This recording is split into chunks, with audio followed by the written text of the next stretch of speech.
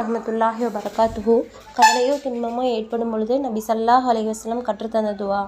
அவுது பில்லாஹி மினஷ் ஷைத்தானிர் ரஜீம். பிஸ்மில்லாஹிர் ரஹ்மானிர் ரஹீம். அல்லாஹும்ம இன்னி அபுதுக இப்னு அபதிக இப்னு அமதிக நாசியத்தி பியதிக மாலின் ஃபிய ஹுக்குமுக அதுலுன் ஃபிய கலாவுக அஸ்அலுக பிகுல்லி இஸ்மின் ஹுவலக சம்மைத பிஹி நஃப்ஸக அவு அல்லம்தஹு அஹதம் மின் கல்கிக அவு அன்ஸல்தஹு ஃபி கிதாபிக அவு இஸ்தஹ்ஸர்த பிஹி ஃபி இல்மில் கைபி இந்தக அன் தஜலல் குர்ஆன ரபிய கல்பி வ நூர சதிரி வ ஜிலாஹ ஹுஸ்னி வ தஹாப ஹம்மி.